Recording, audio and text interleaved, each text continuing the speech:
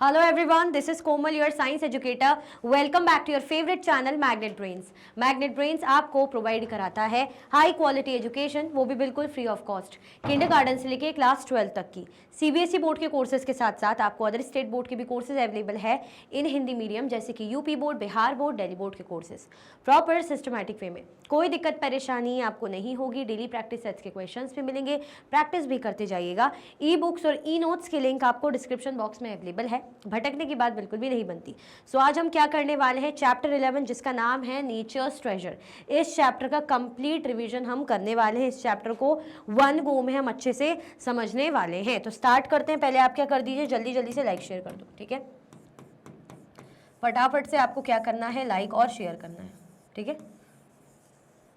Okay, our school vacations are always fun for Bhumi and Surya. भाई school vacations जो है हमेशा से फन रहा है, किसके लिए, भूमि और सूर्य के लिए। क्या रहा है, फन, बढ़िया, उनको मजा आता है, मस्ती करते हैं। This vacation they visit their Ajji grandmother. इस वेकेशन में उन्होंने किसको विजिट करा, अपनी अज्जी यानी ग्रैंड मदर को उन्होंने विजिट करा। Ajji lives in a village on the edge of a forest in the Western Ghats. Ajji कहाँ रहती है, गाँव में रहती है, फॉरेस्ट में रहती है, ठीक है, वेस्टर्न घाट्स, वेस्टर्न घाट्स वाला इलाका है, वहाँ पे जो जंगल है वहाँ पर कौन रहती है, अज्जी रहती है। The air in the village is fresh and cooler then in the city. जो हवा है गाँव की वो क्या है, फ्रेश है और ठंडी है। मतलब as compare to the city, as compare to the जो शहर की हम बात करें तो गाँव की जो हवा है वो कैसी है, बिल्कुल फ्रेश है और ठंडी है। They can see beautiful hills, वो क्या देख सकते हैं भाई, उनको सुंदर सुंदर हिल दिख रहे हैं। स्ट्रीम्स मतलब छोटी सी नदियाँ, धाराएं बहती वो दिख रहे हैं, है ना। बहुत सारे इंटरेस्टिंग प्लांट्स दिख रहे हैं, एनिमल्स दिख रहे हैं, बर्ड्स दिख रहे हैं आसपास उनके, ठीक है। तो क्या बोला जा रहा है यहाँ पे, हमारा टॉपिक आप चैप्टर का समझो, नेचर्स ट्रेजर यानी प्रकृति का खजाना। तो प्रकृति में जो चीज़ें, हमारा एयर वाटर, ये सब क्या है, हमारा खजाना ही है। School vacations are always fun, मतलब स्कूल वेकेशन से हमेशा से फन ही रहा है, फन रहा है। किसको नहीं अच्छा लगता, जो छुट्टियाँ पड़ती है स्कूल की सबको अच्छा लगता है।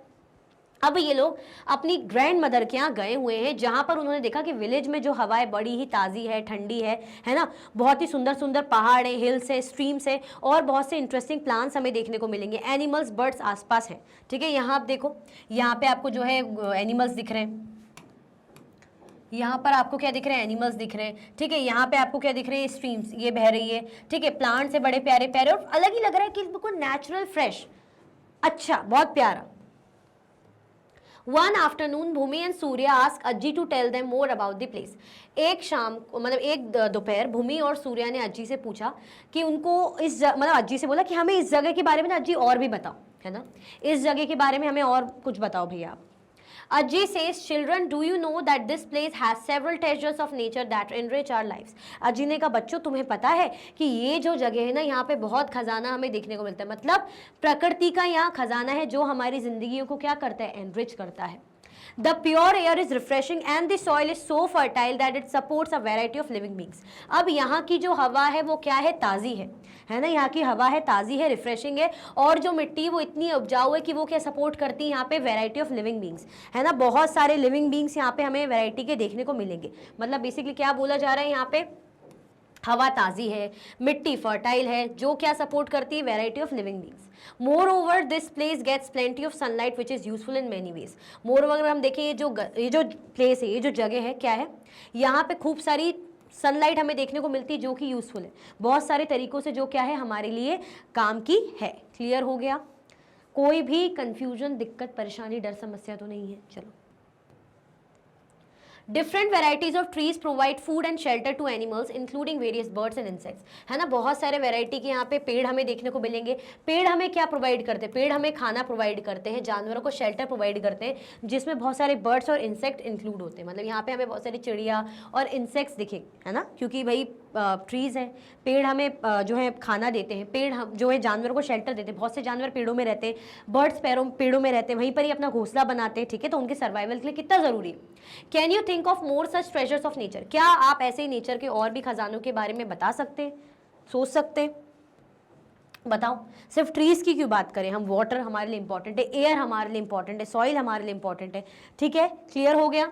भूमि replies, Ajji we use water for drinking and growing vegetables. Ajji says yes. अब भूमि ने कहा कि भाई अज्जी हम क्या करते हैं, हम पानी का यूज करते हैं पीने के लिए और सब्जियों को उगाने के लिए, है ना। पानी कितना काम आता है, सिर्फ पीने और सब्जियों को उगाने के लिए नहीं, वॉशिंग के लिए, क्लीनिंग के लिए, है ना, बाथिंग के लिए काम आता है कि नहीं आता। अज्जी ने कहा बिल्कुल, बहुत सही बात करी, मतलब ये भी क्या है, हमारे लिए खजाना है। We need these treasures for our survival and for making our lives more comfortable.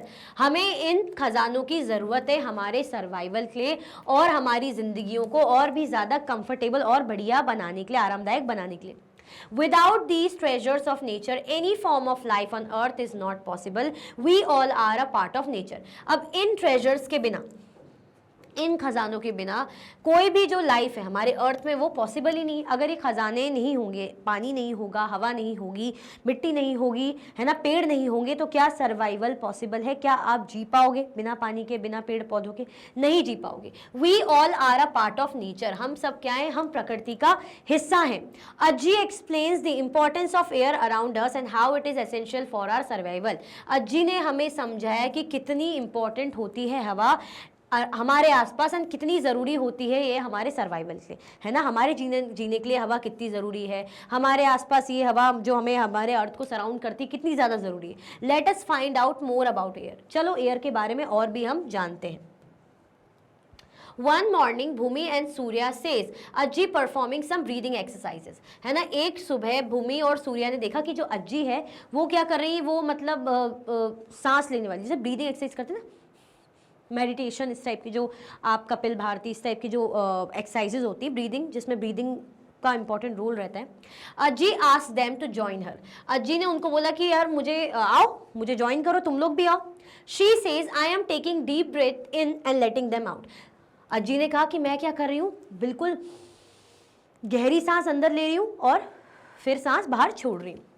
This helps in getting more fresh air in the lungs to stay healthy, जिसके चलते क्या कर रहा है, हमें बिल्कुल ताज़ी हवा दे रहा है ना, और हमारे लंग्स जिसके चलते हेल्दी रहते हैं, क्योंकि हम क्या कर रहे हैं, हवा ले रहे हैं, हवा छोड़ रहे हैं, हवा ले रहे हैं, ब्रीद इन ब्रीद आउट कर रहे हैं, तो जिसके चलते हमारे लंग्स क्या हैं, हमारे जो फेफड़े हैं वो हेल्दी हैं, स्वस्थ हैं।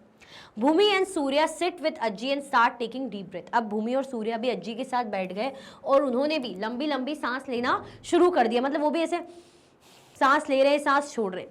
Let us also perform a breathing exercise, चलो हम भी क्या करें, ब्रीदिंग एक्सरसाइज को परफॉर्म करें, हम भी सांस लेने का काम करें, जैसे ब्रीदिंग एक्सरसाइज हो रही है, सांस ले रहे हैं, सांस छोड़ रहे हैं, इस तरीके से तो हम भी परफॉर्म करते हैं। एक्टिविटी 11.1 लेट अस एक्सपीरियंस, अब हम भी एक्सपीरियंस करेंगे। Take a deep breath in and then breathe out slowly. आपको क्या लेना है, लंबी सांस अंदर लेनी है और फिर क्या करना है, सांस छोड़नी, मतलब ऐसे आपको करना है। Take a deeper breath again, अब आपको और गहरी सांस फिर से लेनी, गहरी सांस। Hold your breath for as long as you can and then breathe out slowly. आपको अपनी जो सांस को लंबे समय के लिए होल्ड करके रखना है, जितने लंबे समय तक आप रख सको, और धीरे धीरे आप ब्रीथ आउट करो, मतलब ऐसे धीरे धीरे आप ब्रीथ आउट करो। How long can you hold your breathe, कितने लंबे समय के लिए आप अपनी ब्रीथ को होल्ड कर सकते हो, मतलब आपने से होल्ड कर लिया, अभी आप ब्रीथ सांस नहीं छोड़ रहे, बस सांस को आपने होल्ड कर रखा है, कितने लंबे समय तक रख सकते हो, ज्यादा लंबे समय तक नहीं रख सकते ना। How do you feel when you hold your breathe, भाई जब आप अपनी ब्रीथ को होल्ड करके रखते हो, सांस को ऐसे होल्ड करके रखोगे तो कितना, कैसा आपको फील होगा, ठीक है। From this activity we find that it is difficult to hold our breath for a long time. इस एक्टिविटी से हम ये देख सकते हैं कि भाई लंबे समय के लिए अपनी सांस को होल्ड करके रखना बड़ा ही मुश्किल होता है। The air which we breathe it in has oxygen, है ना, the air which we breathe, जिस हवा को हम लेते हैं, मतलब मैंने ब्रीथ करा, तो वो कौन सी एयर होती है जो मैं ब्रीद इन करती हूँ, सांस लेती हूँ, इनटेक करती हूँ, oxygen.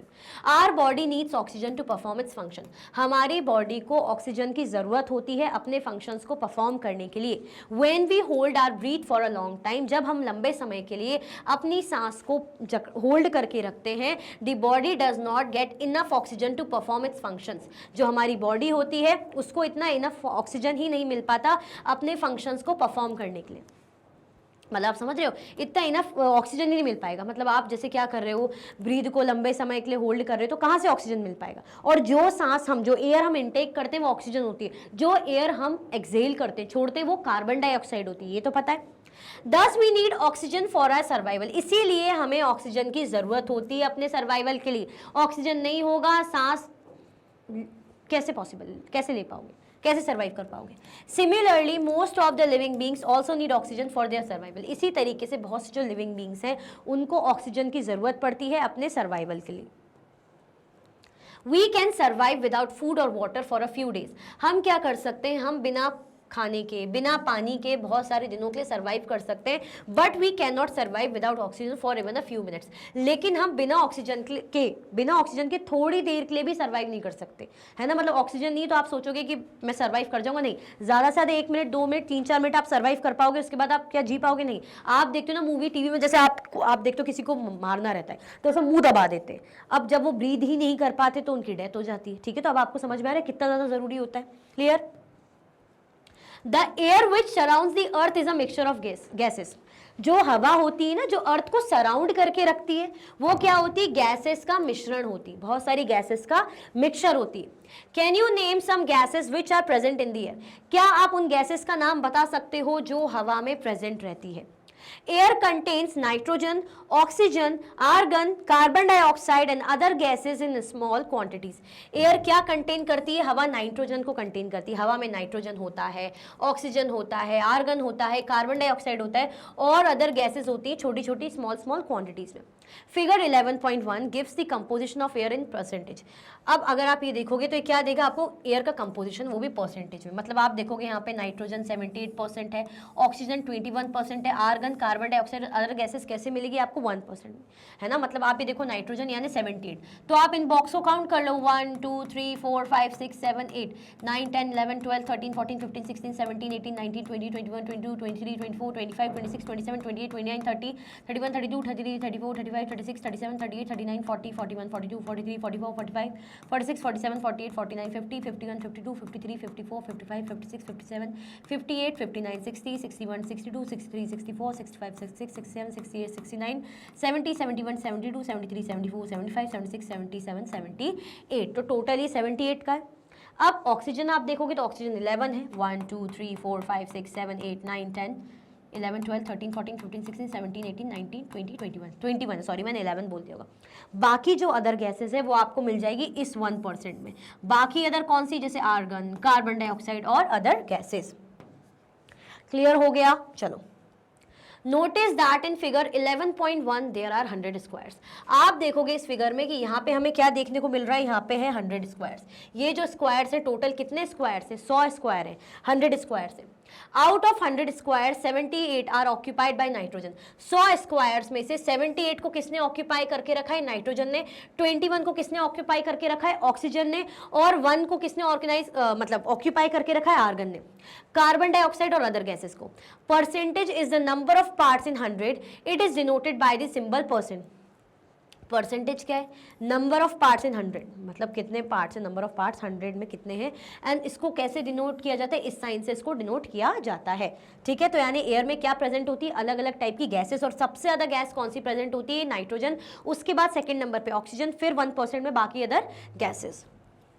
You notice the presence of air when the leaves of a tree rustle, the clothes hanging on a clothesline sway, or the pages of an open book begin to flutter once a fan is switched on. Moving air is called wind. Sometimes it blows fast, or for example during a storm, and sometimes it blows gently as a breeze. क्या बोला जा रहा है? आप notice करोगे हवा की presence को, कि हवा क्या है? हवा मौजूद है। When leaves of a tree rustle, आप देखोगे जैसे जो पेड़ के पत्ते हैं वो ऐसे घिस रहे हैं, उड़ रहे हैं। क्लोथ जो टंगे हुए हैं, है ना, रस्सी में जो धागे जिसमें जो बांधते हैं, जिनमें कपड़े टांगते हैं, वो ऐसे ऐसे मूव कर रहे हैं, ठीक है। आप देखोगे एक बुक खुली तो उसके पेज ऐसे फटाफट ओपन हो रहे हैं, ठीक है। अब जैसे ही आप फैन को ऑन करोगे तो बुक के जो पेजेस है वो फ्लटर ऐसे करने लगेंगे, बार बार चेंज होने लगेंगे। Moving air is called wind. जो चलती हुई हवा होती है, जो मूव करती हुई एयर होती है, उसको क्या बोलते हैं? उसको हम विंड बोलते हैं। समटाइम्स इट ब्लोज फास्ट, कहीं भी कभार ये कैसे बहती है? तेज बहती है। For example during a storm, जब कोई तूफान आ रहा होता है।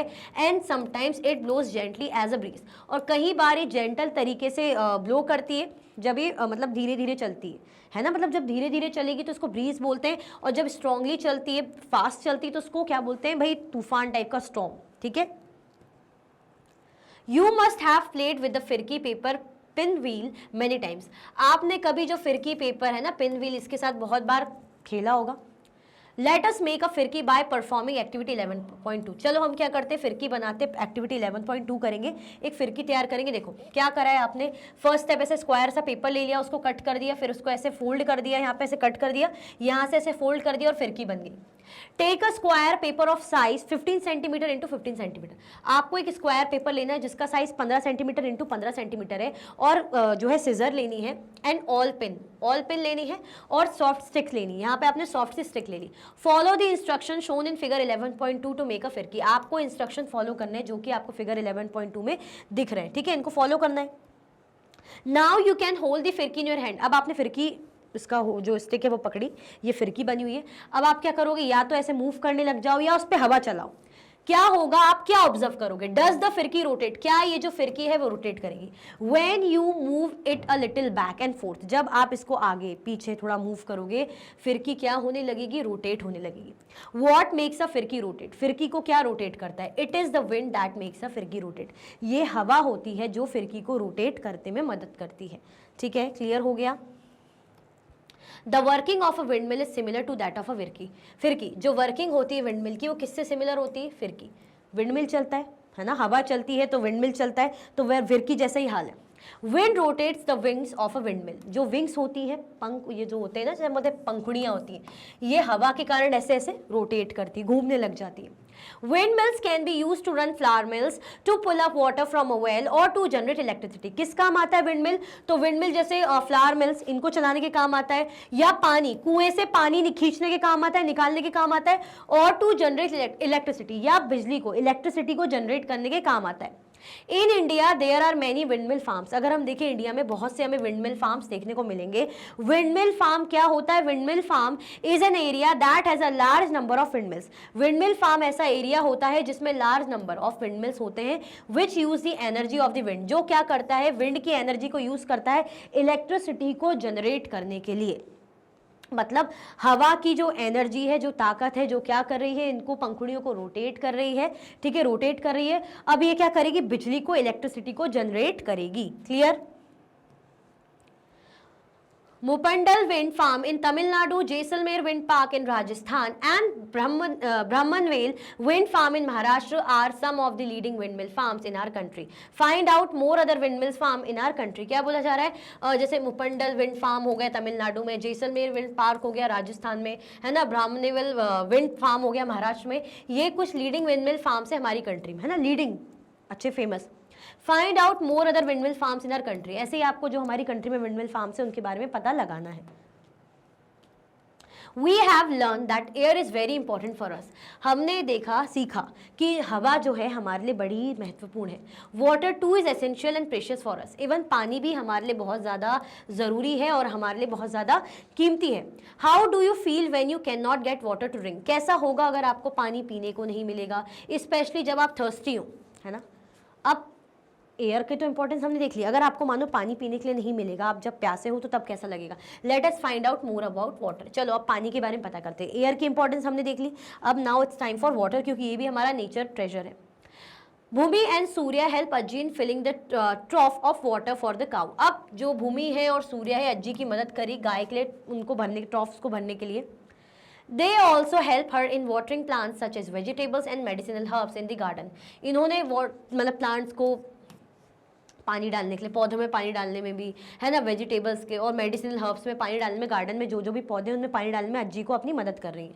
Ajji teaches them how to water the plants. Ajji इनको बता रही कि भाई पानी को कैसे, मतलब प्लांट्स को कैसे पानी देना चाहिए, so that every drop is use and none of goes waste. मतलब ताकि हर एक जो बूंद है वो काम की हो, कुछ भी वेस्ट नहीं होनी चाहिए, ठीक है, क्योंकि पानी को हमें पता है कि पौधों को, पेड़ों को पानी चाहिए, लेकिन हर एक एक बूंद उसकी सोच समझ से हमें यूज़ करना है। ऐसा नहीं कि हम बेफिजूल में वेस्ट करें, पूरा जो है पूरा टम्बलर ही ऐसे उड़ेल दें, खूब सारी बड़ा जो है टैंक ही उड़ेल दें। नहीं, सोच समझ के हमें जितना पानी नीडफुल है प्लांट्स को उतना डालना है, वेस्ट नहीं करना है, ठीक है।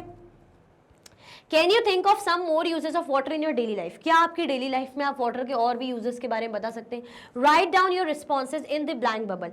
आपको क्या करना है, जो ब्लैंक बबल से उसमें आपको अपने रिस्पॉन्सेज लिखना है कि क्या आप वाटर का यूज बता सकते हो। तो क्या क्या बताओगे? वॉशिंग के लिए काम आता है, क्लीनिंग के लिए काम आता है, बाथिंग के लिए काम आता है, और भी बहुत सी चीजें, एग्रीकल्चर पर्पस हो गया है ना, कंस्ट्रक्शन वगैरह में। We need water for drinking, भाई हमें पानी की जरूरत होती है पीने के लिए, चलो ठीक है, बर्तन धोने के लिए, कपड़े धोने के लिए और बाथिंग वगैरह के लिए, ठीक है, इजी है, आसान है। We need water for many daily activities, हमें दिन भर की डेली एक्टिविटीज को करने के लिए पानी की जरूरत पड़ती है, जैसे ड्रिंक करना हो, कुकिंग हो, बाथिंग हो, वॉशिंग हो, क्लीनिंग हो। It is also use for growing crops, ये क्रॉप्स को ग्रो करने में भी मददगार होता है और इंडस्ट्रियल पर्पज के लिए भी जरूरी होता है। Where do we get water from, हमें पानी कहाँ से मिलता है? आपको लिस्ट तैयार करनी है डिफरेंट सोर्सेज ऑफ वाटर, मतलब कहाँ कहाँ से आपको पानी मिल रहा है उसकी लिस्ट तैयार करनी है। तो कहाँ से मिलेगा आपको? लेक से, पॉन्ड से, रिवर से, ठीक है, क्लियर? चलो, water covers about 2/3 of the earth surface, हमारे अर्थ सरफेस का वाटर कितना हिस्सा कवर करता है? 2/3 हिस्सा कवर करता है। और most of the water is found in oceans and seas, और बहुत सा पानी हमें सागरों और महासागरों में देखने को मिलता है। However this water is saline और सॉल्टी, हालांकि ये जो पानी है वो कैसा होता है? खारा होता है और सॉल्टी होता है। This saline water is not fit for domestic, agricultural and industrial use, और ये जो खारा पानी होता है घर के लिए या एग्रीकल्चर के लिए या इंडस्ट्री के यूज के नहीं होता, मतलब ये खारा पानी इन किसी भी चीज़ों के यूज के लिए नहीं आएगा, किसी के भी काम नहीं आएगा। For all these activities, we need fresh water, which is present in the form of ice sheets or snow, rivers or lakes on the surface of the earth and underground. इन सारी एक्टिविटीज़ के लिए हमें कैसा पानी चाहिए पड़ता है? ताज़ा पानी चाहिए पड़ता है, जो किस फॉर्म में प्रेजेंट होता है? आइस शीट्स और स्नो के फॉर्म में, है ना। अगर हमें पानी पीना है या एग्रीकल्चर के लिए यूज़ करना है तो हमें फ्रेश वाटर चाहिए पड़ेगा, जो हमें कहाँ मिलेगा? बर्फ़ में, आइस शीट्स के फॉर्म में, स्नो के फॉर्म में, रिवर्स में मिलेगा, लेक्स में मिलेगा, on the surface of the earth and underground, even हमें अंडरग्राउंड भी मिल जाएगा, है ना, जमीनों के अंदर भी मिल जाएगा। Fresh water presence in the ice sheets and snow, fresh water कहाँ प्रेजेंट होता है? आइस शीट्स में और स्नो में। और underground water is difficult to access, लेकिन ये तो हमें मिल जाएगा, लेकिन जो अंडरग्राउंड वाटर है, मतलब जो ज़मीनों के अंदर पानी है या आइस शीट्स में पानी है और स्नो, इनको थोड़ा सा एक्सेस करना आसान नहीं होता कि आसानी से मिल जाए, थोड़ा सा मुश्किल होता है, ठीक है। लेकिन ये इनमें प्रेजेंट क्या होते हैं? इनमें हमारा फ्रेश वाटर प्रेजेंट होते हैं। Activity 11.3 let us find out, fill the column second and column third in table 11.1, आपको कॉलम सेकंड और कॉलम थर्ड को फिल करना है टेबल 11.1 में। Wastage of water in your daily activities, है ना, कैसे आपकी डेली एक्टिविटीज में पानी का वेस्टेज होता है। तो हाउ इज वाटर वेस्टेड, कैसे पानी वेस्ट हो रहा है, और आपको तरीके बताने की, पानी के वेस्टेज को हमें क्या करना है? कम करना है। पानी वेस्ट हो रहा है लेकिन तरीके भी बताने की वेस्टेज कम हो। Hand washing, tap left running while shopping, कई बार होता है हम हाथ धो रहे होते हैं, नल खुला रहता है ना, ऐसे सोप जो है, साबुन को ऐसे ऐसे हाथों में लगा रहे हैं जब तक नल चल रहा है, पानी वेस्ट हो रहा है तब तक। टर्न ऑफ दी टैप, भाई तब तक नल को बंद रख लो ना, कि आप अभी ऐसे सोप को ऐसे ऐसे ऐसे अपने हाथों में प्रॉपर अच्छे से वो कर रहे हो, धो रहे हो, मतलब उसको कर रहे हो, और पानी चल रहा है तो बेटर है तब तक टैप बंद कर दो। जब फाइनली हो जाएगा आप धोगे तो तब टैप चालू कर देना। Washing clothes, excess water use, जब कई बार पानी आप कपड़े धो रहे होते हो तो ज़बरदस्ती, जैसे इतने पानी में आपका एक कपड़ा धुल जाएगा तो आप इतने पानी में धो रहे हो, बाकी पानी बेफिजूल में वेस्ट हो रहा है ना, तो एक्सेस वाटर का यूज़ होता है, तो ये वेस्टेज है। Use efficient cycle, reuse rinse water, आपको एफिशिएंट साइकिल्स का यूज़ करना है, और जो पानी है, कपड़ों का पानी जो निकल रहा है, रिंस वाटर, उसको क्या करना है? उसको दोबारा से आप रीयूज कर सकते हो, ठीक है। Washing utensils, continuous flow during scrubbing, अब क्या होता है, जैसे आप बर्तन धो रहे हो, जब तक बर्तन के ऐसे घिसाई कर रहे हो तब तक क्या हो रहा है? जो आपने नल चालू करके रखा है, बेफिजूल में पानी बह रहा है। यूज अ बेसिन, आपको बेसिन का यूज करना है और नल को बंद करना है। स्क्रबिंग, जब आप स्क्रबिंग कर रहे हो तब तक नल को बंद कर दो, ठीक है। टेकिंग शावर, आपको शावर लेना है, लॉन्ग शावर, भाई आप थोड़ी देर में आप नहाकर बाहर निकल सकते हो, लेकिन ज़बरदस्ती लगे हो, पानी बह रहा है, पानी चल रहा है, आप पानी वेस्ट कर रहे हो, जबकि इतने कम टाइम में नहाना हो जाएगा, बट फिर भी आप लंबे लंबे जो है शावर ले रहे हो। टेक शॉर्टर शावर्स और यूज़ अ बकेट, आप छोटे छोटे मतलब कम शावर लो कम कम देर के लिए और बकेट का यूज़ करो। Cooking, over use of water for boiling और रिंसिंग, पानी का जब कुकिंग करते हो मतलब खाना बनाते हो तो कई बार पानी का ज़्यादा यूज़ हो जाता है। जैसे आपने बॉईल के आपको अगर कुछ बॉईल करना है तो आप कम पानी में भी बॉईल कर सकते हो, आपने ज़्यादा पानी ले लिया, या कम पानी में भी सब्जी वगैरह ये सारी चीज़ें धो सकते हो तो ज़्यादा पानी में धो रहे हो, पानी वेस्ट कर रहे हो।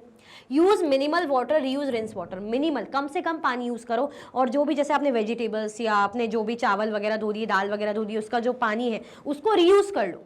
गार्डनिंग लॉस, वाटरिंग प्लांट, जैसे आप क्या करते हो पेड़ों को पानी दे रहे हो तो जबरदस्ती ऐसा नहीं है ना कि अगर एक मग से काम चल रहा है तो आप 10 मग्गे डाल रहे हो, कोई नीड ही नहीं है, तो यानी आप क्या कर रहे हो, एक्स्ट्रा वाटर वेस्ट कर रहे हो। ठीक है। यूज स्प्रिंकलर्स, ड्रिप इरिगेशन, आप ड्रिप इरिगेशन का इस्तेमाल करो, चाहे ड्रिप से टप टप ऐसे पानी टपकता रहता है, या स्प्रिंकल जो छिटके पड़ते हैं ना, ऐसा आप यूज कर लो। Brushing teeth, tap left running while brushing, जब आप ब्रश कर रहे होते हो तो कई बार आप ब्रश कर रहे हो ऐसे ऐसे ऐसे ऐसे और नल चल रहा होता है, तो तब तक नल बंद कर दो ना। Turn off tap, use a glass for rinsing, आप ग्लास का यूज कर लो। कई बार होता है नींद में हम ऐसे ऐसे, आज ही मॉर्निंग में वैसे मेरी कज़न जो है ब्रश कर रही थी और ऐसे फालतू फोकट में ही नल चल रहा था, क्या ज़रूरत है इसकी। ठीक है, तो ये वेस्टेज है, और कैसे आप इनको सजेस्ट, आपके पास वेज है कैसे आप इन वेस्टेज को रोक सकते हो, ये कुछ तरीके हैं। ठीक है, चलो। What conclusions can you draw from the information you gather in the table? अब आपने जो भी इंफॉर्मेशन इस टेबल से गैदर करी है, क्या कंक्लूजन निकलता है। ठीक है। What can you and your family do to reduce this wastage of water? आप और आपकी फैमिली इस पानी के वेस्टेज को रोकने के लिए क्या कर सकती है, क्या करोगे। इतने सारे वेस्ट तो बताए कि भाई अगर जो यूज्ड पानी है उसको दोबारा से यूज़ कर लो। ठीक है, पानी का कम से कम यूज़ करो, गार्डनिंग कर रहे हो तो स्प्रिंकलर्स का इस्तेमाल करो, फोकट में फालतू में आपने पानी जो नल चल रहे हैं तो भाई उनको बंद कर दो जब तक आपको उसका यूज़ नहीं है। ठीक है, there are many ways to reduce wastage of water, बहुत सारे हमारे पास तरीके हैं जिनके थ्रू हम क्या कर सकते हैं, वाटर के वेस्टेज को रोक सकते हैं। For example, turning of taps when not in use and fixing water leakages, हम क्या कर सकते हैं, जब नल फालतू में चल रहा होता है, जब हमें उनकी इतनी नीड नहीं होती तो हम क्या कर लें, उसको बंद कर दें, है ना। और साथ में जैसे वाटर लीकेज हो रहा है तो उसको फिक्स करें सबसे पहले। Recycling water and water harvesting also help in saving water, आपको क्या करना है, वाटर को दोबारा यूज करना है, रिसाइकिल करना है। ठीक है, और वाटर हार्वेस्टिंग करनी है, जैसे रेन वाटर, बारिश का पानी होता है उसको बचा लो, उसको स्टोर कर लो, जो कि किस काम आता है, पानी को सेव करने के लिए, आप फ्यूचर में उसको यूज कर सकते हो। बारिश का पानी पाइप वगैरह के थ्रू जैसे टैंक्स वगैरह बना लिए, अंडरग्राउंड टैंक्स बना लिए, उनमें स्टोर होता है, फिर वो पानी को आप फ्यूचर में यूज कर सकते हो। ठीक है। रेन वाटर हार्वेस्टिंग, अब ये क्या होता है, बारिश के पानी को बचाना। Our country is blessed with numerous rivers, streams and lakes, भाई हमारी कंट्री में बहुत सारी नदियां हमें मिल जाएंगी, स्ट्रीम्स मिल जाएंगी, लेक्स मिल जाएंगे। Have you ever notice plastic bags and rappers floating on the surface of water, कभी आपने देखा है, जैसे देखा है आप नदी तालाबों में देखोगे पॉलीथिन्स, प्लास्टिक बैग्स बह रहे हैं, फ्लोट हो रहे हैं, गंदगी ऐसे कचड़ा वचड़ा बह रहा है। We pollute fresh water sources by throwing trash, waste materials in them, हम क्या करते हैं, हम जो शुद्ध साफ पानी है, फ्रेश वाटर है, उसको क्या करते हैं, गंदा करते हैं। क्यों, हम वेस्ट कचड़ा वचड़ा उसमें फेंकते हैं पानी में, ट्रैश मतलब कचड़ा होता है, waste materials. Waste from homes and industries pollute our water sources when it is dumped into them, अब जो घरों से कचरा है, मतलब जो घर का कचरा है, धीरे धीरे वो सीवेज लाइन वगैरह या इंडस्ट्रीज का कचरा जो लिक्विड निकलता है वो सब धीरे धीरे पानी में जा रहा होता है, पानी से क्या होता है, पॉल्यूट हो जाता है। Identify other human activities that lead to water pollution, और कोई एक्टिविटीज आप बता सकते हो जो वाटर पॉल्यूशन का कारण हो सकती है। Discuss with your friends in the class what you can do to reduce water pollution, polluted water is not fit for consumption by living beings. अब आपको क्या करना है, क्लास में अपने दोस्तों के साथ डिस्कस करना है कि क्या कर सकते हो आप वाटर पॉल्यूशन को कम करने के लिए, क्योंकि एक बहुत ही गंभीर समस्या है ना, ये ऐसा नहीं कि बिल्कुल हल्का फुल्का मामला नहीं, it's a serious matter. Polluted water is not fit for consumption by living beings, अगर पानी दूषित है तो लिविंग बींग्स के कंजम्पशन के लिए ये सही नहीं है, फिट है ही नहीं। ठीक है। As fresh water sources are limited, there is a shortage of water in many parts of India. जैसे कि जो फ्रेश वाटर सोर्सेज हमने पढ़ा अभी लिमिटेड है, ऐसा नहीं कि खूब भर भर के, लिमिटेड है, तो हमें क्या करने की जरूरत है, जो there is a storage of water in many parts of India, हमें शॉर्टेज ऑफ वाटर मतलब हमें क्या करने की जरूरत है, पानी की जो कमी है उससे निपटने की जरूरत है, क्योंकि हमने देखा ना कि शॉर्टेज तो बहुत है। At some places people have to walk long distances to fetch drinking water, कहीं जगहों पे तो लोगों को बेचारों को लंबे लंबे डिस्टेंसेस तय करने पड़ते हैं ड्रिंकिंग वाटर, पीने के पानी को निकालने के लिए, लेने के लिए। Everyone does not have the same kind of access to water, भाई हर किसी को ऐसा नहीं कि सेम टाइप का, मतलब हर किसी को आसानी से पानी एक्सेस कर पाए, ऐसा जरूरी नहीं। फॉर एग्जाम्पल मेरे यहाँ पानी की कमी है, चलो मेरे पास कुछ पैसा है, मैंने टैंकर मंगवा लिया, कुछ भी ऐसे बॉटल वगैरह खरीद लिया। अब जिसके पास वो पैसा भी नहीं है वो क्या करेगा बेचारा, मजबूरी में ना चाहते हुए भी उसे पॉल्यूटेड वाटर या जो थोड़ा बहुत भी दूषित पानी उससे काम चलाना पड़ेगा, और ऐसे काम चलाएगा तो बीमार भी पड़ सकता है। ठीक है,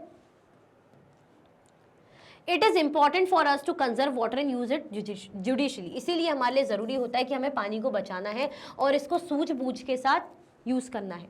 we must also prevent it from being polluted so that water remains fit for consumption by all living beings. In what ways can you conserve water? हमें क्या करने की जरूरत है, हमें इसको बचाने की जरूरत है पॉल्यूट होने से, मतलब हमें पानी को पॉल्यूट होने से बचाने की जरूरत है ना। क्योंकि अगर हम देखें तो भाई हमें पानी को यूज़ करना है, पीना है, तो हमें उसको सोच समझ के यूज़ करने की ज़रूरत है, पॉल्यूट ना करें। इन what ways can you conserve water? किन तरीकों से आप पानी का कंजर्वेशन कर सकते हो? तो हमने अभी देखा ना कि उनको बचा के, स्टोर करके, रिसाइकलिंग करके, है ना, रीयूज़ करके या हार्वेस्टिंग वगैरह करके। Water harvesting is one of the methods for conserving water. अगर हमें वाटर कंजर्व करना है, यहाँ पे अगर बात करें तो वाटर हार्वेस्टिंग एक अच्छा खासा उपाय है। In many buildings, rain water is collected and stored in large quantities for later use. बहुत सी बिल्डिंग्स में जो रेन का पानी होता है ना, जो बारिश का पानी होता है, उसको कलेक्ट किया जाता है और उसको बहुत ज़्यादा मात्रा में, अच्छी बड़ी क्वांटिटी में रख लिया जाता है, मतलब वो स्टोर कर लिया जाता है ताकि बाद में वो यूज़ हो सके। This is called rain water harvesting. और इसे क्या बोलते हैं? इसे हम बोलते हैं rain water harvesting. Do you know that rain water is also harvested in many homes? क्या आपको पता है कि जो रेन वाटर है बहुत से घर के लोग जो है हार्वेस्ट करते हैं, रेजिडेंशियल सोसाइटीज़ के लोग या स्कूल्स के लोग। It is an age old practice in India. ये बहुत ही पुरानी एक प्रैक्टिस है, बहुत ही पुराना तरीका है, ठीक है, इंडिया में। रेन वाटर हार्वेस्टिंग, ये क्या है? Rain water harvesting. कैसे? बारिश के पानी को, ये बारिश का पानी है, ऐसे आ रहा है, इसको स्टोर किया जा रहा है, इसको बचाया जा रहा है। क्लियर? चलो, for example step wells, figure 11.4b, commonly known as Bawdi in Rajasthan and Wav in Gujarat, are built for water harvesting as a response to the scarcity of water in these regions. जैसे example के तौर पे ऐसे बावड़ी का use किया जाता है। स्टेप्स बनी ना, सीढ़ी से ऐसे चढ़ के जाते हैं, राजस्थान वगैरह में और गुजरात में बनी हुई है, ठीक है। ये वाटर हार्वेस्ट करने के काम आता है, ठीक है। These step wells have a unique system of water harvesting. ये जो step wells है इनका बहुत ही यूनिक सिस्टम है पानी को हार्वेस्ट करने का, वाटर को बचाने का। They store not only rain water but also water seeping from nearby lakes, ponds and rivers.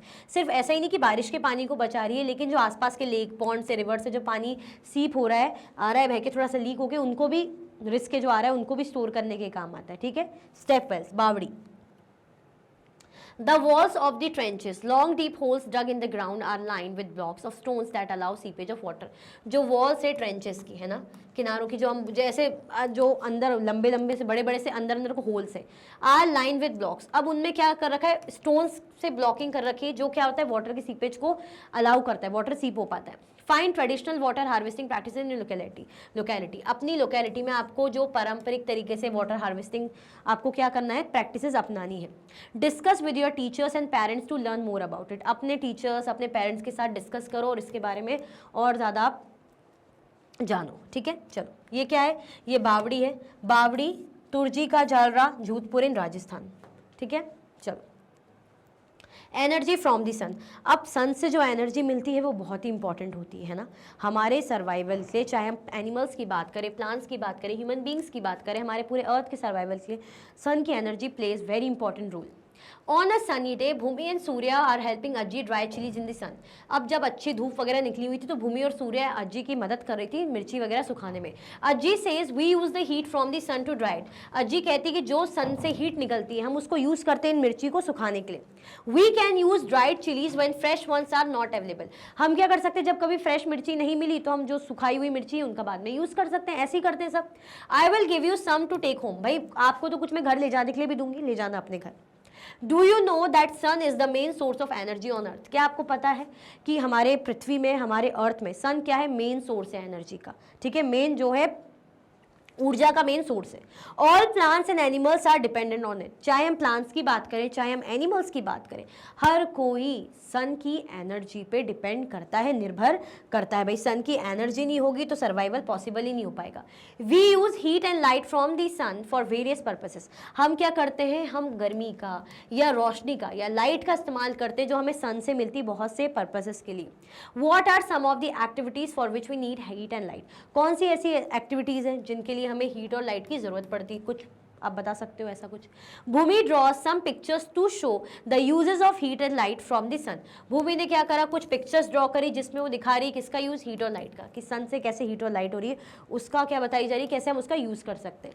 Help her by adding more examples, आप उसकी मदद करिए और क्या करिए, और भी जो एग्जाम्पल्स है उनको ऐड कर सकते हैं।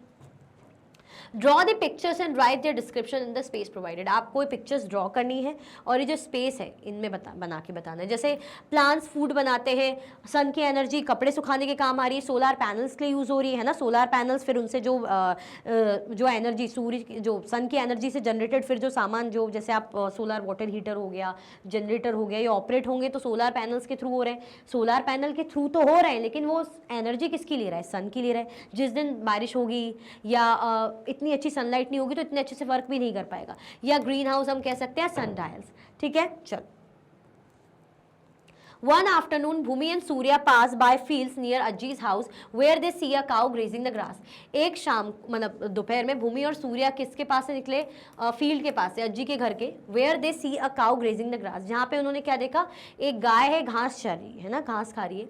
They talk about the sun being the main source of energy, उन्होंने किसके बारे में बात करी, सन के बारे में बात करी कि भाई सन क्या है, मेन सोर्स है एनर्जी का। Read the conversation carefully and answer, आपको एक कॉन्वर्सेशन को ध्यान से पढ़ना है और इसका आंसर आपको करना है। Look at this cow, it's grazing the grass and getting energy from it. इस काउ को देखो, ये क्या कर रही है, ये घास चल रही है और इससे इसको एनर्जी मिल रही है। No, I think this cow is getting energy from the sun, मुझे तो लग रहा है ये जो काउ है इसको एनर्जी सन से मिल रही है। The cow is eating grass, cow क्या कर रही है, घास खा रही है। Grass leaves need sunlight to grow, भाई यहाँ पे इसने कह दिया कि आप ये देखो, काऊ को देखो, ये घास खा रही है तो इसको एनर्जी घास से मिल रही है। लेकिन ये कह रहे कि नहीं, जो काऊ घास खा रही है तो वो उसको एनर्जी सन से ही मिल रही है। क्यों? क्योंकि जो ग्रास ग्रो हो रही है, जो प्लांट्स ग्रो हो रहे हैं, सन की एनर्जी से ही ग्रो हो रहे हैं। The cow is eating grass, grass leaves need sunlight to grow, भाई काऊ क्या कर रही है, ग्रास खा रही है और ग्रास की जो पत्तियां हैं उनको सनलाइट की जरूरत पड़ती है, सूर्य की रोशनी की जरूरत पड़ती है ग्रो होने के लिए। So the main source of energy is the sun, इसीलिए अगर हम बोले जो मेन अल्टीमेट सोर्स है एनर्जी का वो सन ही है। This way the cow gets energy from the sun, और इस तरीके से हम कह सकते हैं काऊ को सन से एनर्जी मिल रही है। The cow is standing in the sun but it does not mean that it is getting energy from the sun. अब क्या बोला जा रहा है, काऊ जो है सन के नीचे खड़ी है, रोशनी पड़ रही सूर्य की, तो इसका मतलब हम ही नहीं कहेंगे कि भाई सन से एनर्जी मिल रही है, हम ऐसा नहीं कह सकते। तो इसने एक्सप्लेन कर दिया कि क्यों हम ऐसा कह रहे हैं, क्योंकि जो घास है सन की एनर्जी से ही ग्रो हो रही है ना एट लास्ट, और उस घास को गाय खा रही, तो अल्टीमेट जो सोर्स है एनर्जी का, मेन सोर्स, वो सन है। According to you whose statement is correct and why, भाई आपके अकॉर्डिंग किसकी स्टेटमेंट करेक्ट है और क्यों? तो आपको पता है भाई इनकी स्टेटमेंट करेक्ट है, बिल्कुल सही कह रहे हैं, ठीक है। Sunlight helps plants prepare food, भाई सनलाइट क्या करती है, प्लांट्स की मदद करती है फूड को प्रिपेयर करने में, खाना बनाने में। The sun also provides all the living beings on earth with heat and light, it is their main source of energy. Sun क्या प्रोवाइड करता है लिविंग बींग्स को, है ना, हीट और लाइट प्रोवाइड करता है। जो भी जीव जंतु है हमारी पृथ्वी में उनको हीट प्रदान करता है, उनको जो है गर्मी प्रदान करता है, उनको रोशनी प्रदान करता है। It is their main source of energy. Do you know in many households in India water is offered to the sun early in the morning as an expression of gratitude to the sun. आप देखते हो वो जो सूर्य भगवान पे जल चढ़ाया जाता है, पानी चढ़ाया जाता है ना, कि ग्रेटिट्यूड हम शो करते हैं कि भाई आपके कारण ये पृथ्वी चल रही है, हमारा सर्वाइवल चल रहा है, तो हम एक शुक्रिया अदा करते हैं, ठीक है। Have you seen solar panels on rooftops, on top of street lights or on traffic signals? The solar panels capture the sun's energy and produce electricity. Energy from the sun can also be directly used for cooking in a solar cooker or for heating water in a solar water heater. कभी आपने solar panels को देखा है rooftops में? ऐसे छतों में ऐसे सोलर पैनल्स लगे होते हैं, ठीक है, ये सारे हमारे सोलर पैनल्स हैं। या ट्रैफिक सिग्नल्स में यहाँ पे आप देखोगे the solar panels capture the sun energy and produce electricity. जो सोलार पैनल होते हैं वो क्या करते हैं, सूर्य की एनर्जी को, सूर्य की जो ऊर्जा को कैप्चर करते हैं, पकड़ते हैं और फिर इलेक्ट्रिसिटी को, बिजली का उत्पादन करते हैं, प्रोड्यूस करते हैं। Energy from the sun can also be directly use for cooking in a solar cooker और for heating water in a solar water heater. जो सन से एनर्जी मिलती है आप उसको डायरेक्टली, है ना, कुकिंग के लिए यूज़ कर सकते हो सोलर कुकर में। सोलर कुकर में आप कुकिंग कर रहे हो, या आप पानी को गर्म करने के लिए यूज़ कर सकते हो सोलर वाटर हीटर में। तो कितना काम आ रहा है, ठीक है, आपको इलेक्ट्रिसिटी की ज़रूरत नहीं पड़ रही, आप सोलर एनर्जी का यूज़ कर रहे हो। भैया किसका यूज़ है, बीच में क्या चीज़ आ रही है, solar panels. One cannot imagine life on earth without the sun. The sun is the main source of energy on the earth. Plants get energy from the sun and produce food. Animals eat plants and grow. We get food from both plants and animals. The cycle on earth is possible due to the sun. So we all are dependent on the sun as the main source of energy. क्या बोला जा रहा है भाई, सन के बिना life possible ही नहीं. कितना ज्यादा इंपॉर्टेंट है वो आपको पता ही है. The sun is the main source of energy on the earth. मतलब अर्थ में, हमारी पृथ्वी में सन क्या है, मेन सोर्स है एनर्जी का. Plants get energy from the sun and produce food. जो प्लांट्स होते हैं उनको सन से एनर्जी मिलती है और वो क्या करते हैं, फूड प्रोड्यूस करते हैं. Animals eat plants and grow. भाई एनिमल्स क्या करते हैं भाई, वो पौधों को खाते हैं, है ना, पौधे खाने, घास वगैरह खाने वाले जानवर होते हैं, फिर वो ग्रो करते हैं. We get food from both plants and animals. हमें प्लांट्स और एनिमल्स दोनों से ही क्या मिलता है, फूड मिलता है, खाना मिलता है. This cycle on earth is possible due to the sun. और ये जो साइकिल है अर्थ की, किस लिए पॉसिबल है, सन के कारण. So we all are dependent on the sun as the main source of energy. इसीलिए हम सब किस पे डिपेंड है, सन पे, और हम कह सकते हैं ये हमारा मेन सोर्स है एनर्जी का. What will happen if the sun is not visible for few days? क्या होगा अगर सन बहुत कुछ दिनों के लिए हमें दिखेगा नहीं. We may have to depend on artificial lighting during the daytime also. भाई अगर सन कुछ दिनों के लिए नहीं दिखेगा तो हमें आर्टिफिशियल लाइट पे डिपेंड करना पड़ेगा, है ना. सन नहीं होगा तो ग्रास ग्रो नहीं होगी, सन नहीं होगा तो भाई हमारे सर्वाइवल के लिए भी दिक्कत हो जाएगी. ठीक है, टेम्परेचर कैसे मेंटेन रहेगा, ठीक है, अंधेरा ही अंधेरा रहेगा, लाइट नहीं रहेगी, नेचुरल लाइट. प्लांट्स खाना नहीं बना पाएंगे, क्लोथ्स नहीं सूखेंगे, और भी जो है रीजंस आप दे सकते हो. फॉरेस्ट, अब ये भी हमारा नेचर ट्रेजर है, नेचर का ट्रेजर है. One morning Ajji takes Bhoomi and Surya for a walk in the forest. एक सुबह अजी भूमि को और सूर्या को वॉक के लिए ले जा रही थी फॉरेस्ट में. They find a variety of herbs, shrubs, trees in the forest. अब इनको हर्ब्स, श्रब्स और बहुत से पेड़ फॉरेस्ट में इन्होंने देखे कि जंगलों में बहुत टाइप के पेड़ लगे हुए हैं, है ना, हर्ब्स लगे, श्रब्स लगे. अजी ने एक्सप्लेन करा कि forest are large areas with dense growth of various types of plants. भाई फॉरेस्ट क्या होता है, बहुत बड़ा एरिया होता है जहाँ पे खूब अलग अलग किस्म के प्लांट्स लगे होते हैं. ठीक है, बहुत सारे प्लांट्स देखो यहाँ पे लगे हुए हैं, ये फॉरेस्ट है. On the way, they collect some nelikai, Kannada term for Indian gooseberries that have fallen on the ground. अब रास्ते में उन्होंने कुछ नलिकई यानी कन्नड़ टर्म गूसबेरीज के लिए यूज़ किया जा रहा है, जो कहाँ गिरी थी, ग्राउंड में गिरी थी, उनका यूज़ करा. अजी ने उनको बताया कि we have a tradition in the village not to pluck fruits from the trees, they are left from for animals and bird to eat. अब क्या बोला जा रहा है यहाँ पे, ट्रेडिशनल है, एक परंपरा है गाँव में कि हम क्या करते हैं, फ्रूट्स को, फलों को पेड़ों से नहीं तोड़ते हैं, है ना, ये एनिमल्स और बर्ड्स के लिए खाने के लिए. हम तो जो नीचे ज़मीन पे मिल जाए उनको पिक करेंगे. यहाँ पे देखो ये लोग क्या कर रहे हैं, जो यहाँ पे नहीं मिल रहा है इसे पिक कर रहे हैं. पेड़ों पे जो लगे हुए हैं वो एनिमल्स और बर्ड्स के लिए. Discuss with your friends and make a list of at least 5 products that we get from the forest. भाई आपको क्या करना है, अपने फ्रेंड्स के साथ डिस्कस करना है, लिस्ट तैयार करनी कि एटलीस्ट 5 प्रोडक्ट जो आपको फॉरेस्ट से मिलते हैं, है ना. हमें मेडिसिनल प्लांट्स मिल जाते हैं, हमें जो है वुड मिल जाता है, हमें ऐसे जो है श्रब्स मिल जाते हैं, हर्ब्स मिल जाते हैं. ठीक है, और भी आप बता सकते हैं, fruits, vegetables, would, furniture, trees, paper, medicine, habitat for biodiversity. Forests are a natural home for many wild animals including birds and insects. Forests provide food and shelter to them. Forest क्या है, natural home है बहुत से wild animals के. भाई उनका घर है, वो वहाँ पे रहते हैं, चाहे बर्ड्स की बात करें, इंसेक्ट्स की बात करें. फॉरेस्ट प्रोवाइड करते हैं हमें फूड और शेल्टर, है ना. हमें क्या प्रोवाइड करेंगे, फॉरेस्ट खाना और शेल्टर प्रोवाइड करते हैं. In nature every animal depends on other life forms for survival. अगर हम बात करें नेचर में, हर एनिमल, एवरी एनिमल किस पे डिपेंड होता है, अदर लाइफ फॉर्म में, अदर जान पर, अदर लोगों पे डिपेंड होता है अपने सर्वाइवल से, है ना. ये नेचर का ही पार्ट है ना. जैसे अगर जो है हिरण घास खा रहा है, घास पे डिपेंड है. अब जो शेर हो गए, टाइगर हो गए, जैगुआर, चीता या और भी ऐसे जानवर जो नॉन वेजिटेरियन है ना, जो ये इनको खाते हैं, वो क्या करेंगे, वो इन पे डिपेंड करेंगे. The diversity of life forms ensures food for every living beings.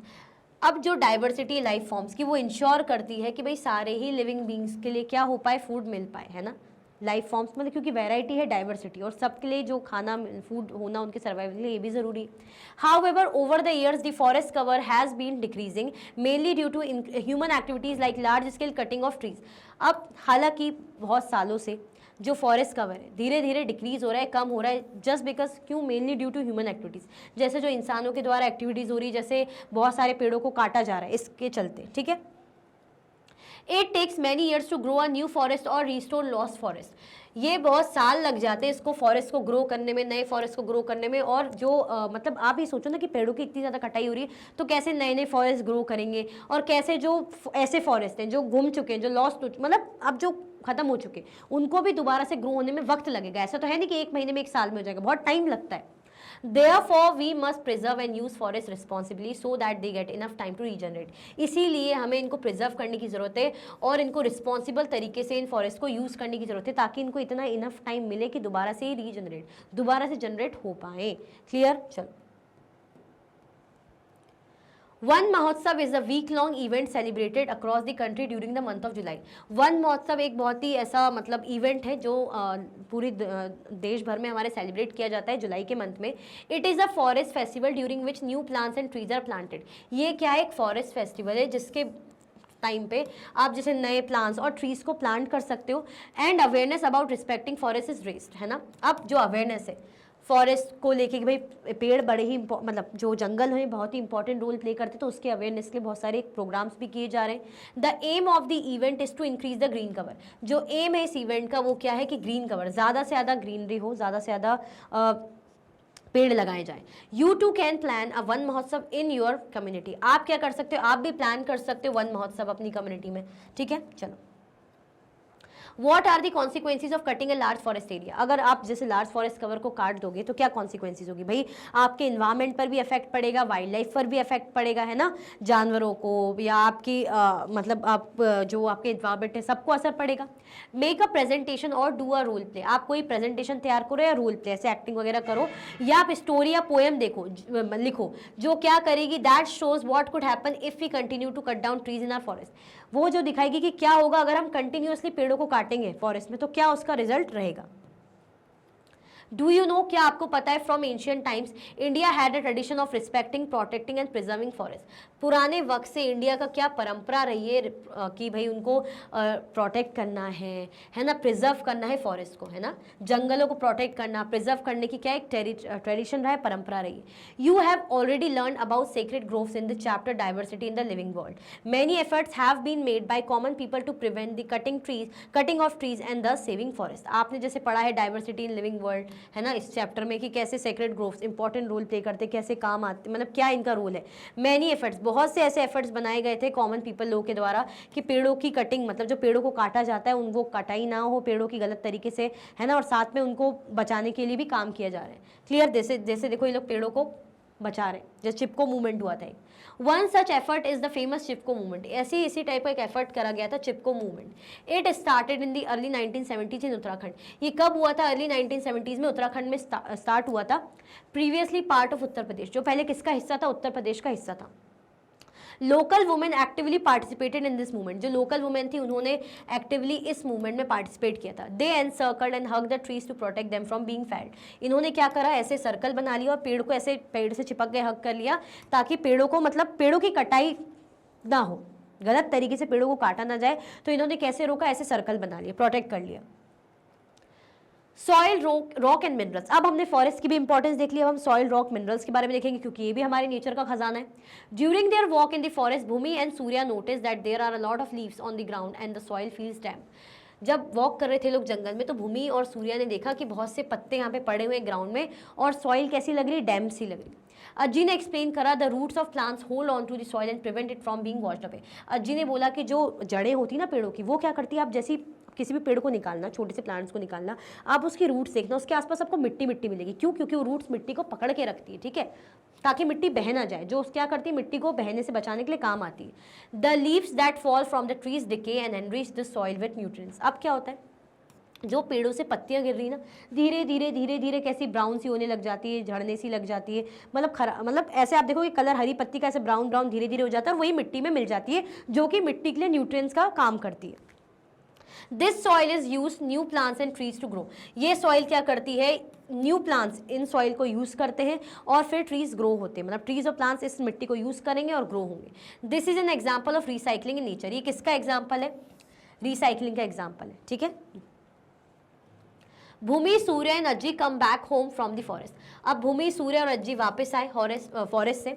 Bhumi and Surya help Ajji in preparing the soil in the garden for planting some vegetables. Ajji ask them to dig the soil gently and loosen the lumps. अब सूर्य और अज्जी क्या कर रहे हैं भाई, sorry भूमि क्या कर रहे हैं, अज्जी की मदद कर रहे हैं सॉइल को प्रिपेयर करने में, ताकि उसमें क्या करेंगे, प्लांट्स को लगाएंगे, है ना, गार्डन जो है उसमें प्लांट्स लगाएंगे, कुछ वेजिटेबल्स प्लांट करेंगे। अज्जी ने क्या करा, सॉइल को ऐसे डिग करा जेंटल तरीके से, और जो भी लम्प्स है उनको, जो भी बीच में है ना, मतलब मिट्टी को सब वैसा करना है। ऐसा नहीं कि मिट्टी बहुत जो है गीली नहीं है, सूखी हुई है, थोड़ा गीलापन सा करना है, उसको डिग करके उसमें क्या करा जाएगा, वेजिटेबल्स प्लांट किए जाएंगे, ठीक है। You have already learned in the chapter living creatures exploring their characteristics that for plants to grow, the space between the soil particles not only provide sufficient air but also space for the roots to grow easily। जैसे कि आपने chapter पढ़ा है living creatures exploring there characteristics, इस chapter में हमने पढ़ा था कि जब प्लांट्स को ग्रो होना रहता है तो सॉइल, जो सॉइल पार्टिकल्स होते हैं उस पर उनके बीच में स्पेस देने की ज़रूरत है, जो सिर्फ सफिशिएंट एयर ही नहीं प्रोवाइड करते बल्कि स्पेस भी प्रोवाइड करते ताकि रूट्स क्या हो सके, आसानी से ग्रो हो सके, फैल सके। Bhumi and Surya could see small pebbles the roots of plants and a few earthworms too in the soil. अब कुछ कंकड़ वगैरह भी दिख रहे हैं, रूट्स भी है प्लांट की, है ना, साथ में मतलब क्या दिख रहा है, कुछ केंचुए वगैरह, अर्थवॉर्म्स जिन्हें हम बोलते हैं मिट्टी में। Do you realize that earthworms are natural agents that help in turning and loosening the soil? क्या आपको कभी पता है कि मतलब जो अर्थवॉर्म होते हैं ना, हम बोलते हैं ना अरे केचुए फालतू है, नहीं, ये बड़ा ही इंपॉर्टेंट रोल प्ले करते हैं, जो क्या करते हैं, टर्न करते हैं और लूज करते हैं सॉइल को, इंपॉर्टेंट रोल प्ले करते हैं, नेचुरल एजेंट्स है मतलब। While Bhumi and Surya help Ajji, let us do our own experiment by performing activity 11.4। चलो जब तक जो भूमि और सूर्य अज्जी की मदद कर रही है, हम भी क्या करते हैं, अपनी एक एक्टिविटी परफॉर्म करते हैं, ठीक है। Activity 11.4 let us investigate। Collect samples of soil from different areas around your home and school। आपको क्या करना है, मिट्टी के सैंपल कलेक्ट करना है अलग अलग एरिया से, आपके घर और स्कूल के पास से। Guess what could be there in the different soil। आपको गैस करना है कि अलग अलग सॉइल में क्या हो सकता है।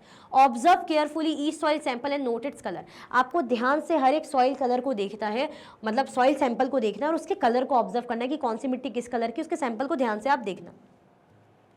Touch each soil sample and feel it's texture. आपको हर सॉइल सैंपल को टच करना है और उसके टेक्सचर को फील करना है। Observe the soil samples with your naked आई। आपको क्या करना है, जो सॉइल सैंपल्स हैं अपने डायरेक्ट, ऐसे जैसे मैं देख रही हूँ नेकेड आई, आपको कुछ किसी इंस्ट्रूमेंट का यूज़ नहीं करना, डायरेक्ट आप देखो। If you have a magnifying lens look at the soil through it. अगर आपके पास ऐसे मैग्नीफाइंग ग्लास जैसे पास दिखता है, आप उसका भी यूज़ कर सकते हो। Record your observation in table 11.2। जो भी आपका ऑब्जर्वेशन है आपको यहाँ पे रिकॉर्ड करना है कि location from which soil sample was collected, आपने सॉइल सैंपल कहाँ से कलेक्ट करा, क्या आपने गैस करा था, ऑब्जर्वेशन कैसा क्या रहा, है ना, और ऑब्जर्वेशन जो है सॉइल आपके नेकेड आई से कैसा रहा, जो आपने डायरेक्ट देखा, और मैग्नीफाइंग ग्लास से आपने देखा वैस तब कैसा रहा, ठीक है, तो आप ये कर सकते हो। Is there any difference between your guess and what can you actually observe when you look closely? है ना, क्या बोला जा रहा है कि क्या आपने किसी भी प्रकार का डिफरेंस देखा, जो भी आप मतलब लगा आपको अपने गैस वर्क से, जो भी आपने गैस करा, and what you can actually observe when you look closely, और जब आप पास से देखते हो, ध्यान से ऑब्जर्व करते हो क्लोजली, तो क्या आपने देखा। Do you see any difference in the soil samples taken from different places. क्या आपने कोई भी डिफरेंसेस देखे, फर्क देखा कि अलग अलग जगह से जो भी आपने सॉइल सैंपल्स कलेक्ट करे हैं, क्या किसी भी प्रकार का आपने डिफरेंसेस देखा। Do you see differences in what you are able to observe with your naked eye and what you can observe with a magnifying glass. क्या आपने डिफरेंसेस देखे कि क्या आप जो है नेकेड आई से देख सकते हो और जो भी आपने मैग्नीफाइंग ग्लास से देखा, मतलब आपने अलग अलग जगह से जो सॉइल सैंपल्स लिए थे, क्या उसमें कुछ डिफरेंसेस देखे, क्या आप जो सैंपल्स डायरेक्ट आई से देख रहे हो या मैग्नीफाइंग ग्लास से देख रहे हो उसमें कोई डिफरेंस देखे, ठीक है। There are many things in the soil such as sand, insects and worm। Soil में हमें बहुत सी चीज़ें दिखेंगी, सॉइल में हमें रेत भी दिखेगी, सॉइल में हमें कीड़े भी दिखेंगे, सॉइल में हमें कुछ वॉर्म्स भी दिखेंगे। There may be many small organisms, छोटे छोटे आपको छोटे छोटे ऑर्गेनिजम्स भी दिखेंगे, that we cannot see with our naked eye, जो हम अपनी नेकेड आई से डायरेक्ट नहीं देख सकते। Plants and animals also became part of the soil as the decompose and decay. क्या बोला जा रहा है, प्लांट्स और सॉइल क्या बन जाते हैं, ये भी मिट्टी का पार्ट बन जाते हैं, जैसे ही धीरे धीरे डिकम्पोज हो जाते हैं और डिके होने लग जाते हैं, खराब, मतलब जैसे एनिमल्स की डेथ हो गई, धीरे धीरे उनकी बॉडी मतलब अब गलने, मतलब ऐसे लगती है कि उनकी धीरे धीरे स्किन सूख रही होती है, वो कड़क हो जाते हैं, फिर धीरे धीरे वो मिट्टी में ही मिल जाते हैं, ठीक है। The soil samples collected from different places may be of different colors because they may contain different materials। अब जो soil और samples हैं अलग अलग जगह से हमने कलेक्ट करें, वो अलग अलग कलर्स के हो सकते हैं क्योंकि ये अलग अलग मटेरियल्स को कंटेन करते हैं। इनमें हमें क्या मिलेंगे, अलग अलग मटेरियल्स देखने को मिलते हैं। क्लियर हो गया, कोई भी कंफ्यूजन दिक्कत तो नहीं है। मतलब क्या हो गए, मिट्टी से ही आए, मिट्टी में ही मिल गए, बस ये वाला हिसाब किताब है। Have you ever wondered how soil is formed? क्या कभी आपने सोचा है कि मिट्टी कैसे बन रही है? Soil is formed by disintegration, breaking apart of rocks by action of the sun, water and living organisms over a long time, thousands of years. There are different types of soil. क्या बोला जा रहा है, क्या कभी आपने सोचा है कि कैसे मिट्टी बन रही है? कैसे मिट्टी बन रही है? जो चट्टाने हैं वो टूटने लग जाती है सन के कारण, सन के इम्पैक्ट के कारण, या वाटर के कारण, या लिविंग ऑर्गेनिजम्स के कारण। There are different types of soils, अलग अलग टाइप की हमें सॉइल्स देखने को मिलती है।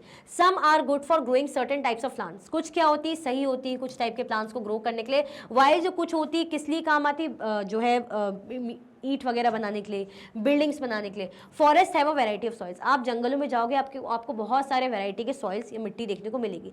Soil is a precious treasure that support biodiversity, मिट्टी क्या है, एक बहुत ही कीमती खजाना है जो किसको सपोर्ट करती है, बायोडाइवर्सिटी को। क्लियर हो गया। ये क्या हो रही, प्लाविंग हो रही है ना, जुताई होगी, उसके बाद क्या हो जाएगा, उसमें बीज वगैरह, सोइंग होगी, उसमें बीज वगैरह लगाए जाएंगे, सीड प्लांट किए जाएंगे। You may have seen rocks in your surroundings. अपने आसपास आपने चट्टानों को, रॉक्स को देखा होगा। Rocks are used in the construction of houses, buildings, temples, roads, dams and table tops. क्या बोला जा रहा है यहाँ पे, रॉक्स को आप कंस्ट्रक्शन वर्क में, जैसे घर बन रहा है, बिल्डिंग्स बन रही है, टेम्पल्स बन रही है, रोड्स बन रही है, डैम, टेबल टॉप्स। सम रॉक्स, जैसे कुछ चट्टाने हैं, जैसे स्लेट हो गई, ये किस लिए काम आती है, रूफिंग के लिए, है ना, छत वगैरह बनाने के लिए। And laterite can be use as a building material like bricks. अब ये कैसे काम आ रही है, मटेरियल्स वगैरह, बिल्डिंग जो ब्रिक्स मटेरियल्स बनाने के लिए, ठीक है।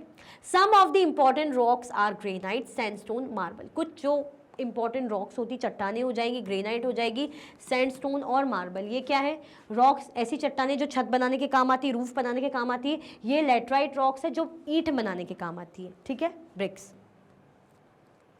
Human beings have been using rocks to make tools such as hand axes, figure 11.8a, and arrow weights since thousands of years. अब क्या बोला जा रहा है, ह्यूमन बींग्स क्या यूज़ करें, रॉक्स का यूज़ करें, क्या बनाने के लिए, जैसे कुल्हाड़ी बनाने के लिए, या जैसे एरो हेड्स, है ना, जो ऐसे होते हैं ना एरो के, जो आप ऐसे भाला वगैरह फेंकते हो, उसके जो हेड्स है इस तरीके के, वो बनाने के काम आते हैं। ये देखो, ये बने हुए हैंड एक्सेस, हाथ से बनी हुई कुल्हाड़ी इस टाइप के खोदने के लिए और काटने के लिए, या एरो हेड्स, भाला फेंकने के लिए, ठीक है। चलो, What are the rocks made up of? Rocks किन से बने होते हैं? They are made up of minerals. ये मिनरल्स से बने होते हैं। और इंपॉर्टेंट मेटल्स जैसे क्या हो जाएगा, एल्यूमिनियम, गोल्ड, कॉपर, आयरन, ये क्या करा जाता है, ये एक्सट्रैक्ट किया जाता है मिनरल से। Minerals are use in the manufacturing of airplanes, cars, jewellery, cosmetics and electrical and electronic equipment. Minerals का किस लिए काम आता है, मैन्युफैक्चर करने के लिए, जैसे एयरप्लेन बनाने के लिए काम आ रहा है, कार, ज्वेलरी, कॉस्मेटिक, इलेक्ट्रिकल और इलेक्ट्रिकल इक्विपमेंट बनाने के लिए, मतलब इलेक्ट्रिकल जो भी सामान बन रहा है उनको बनाने के लिए, ठीक है।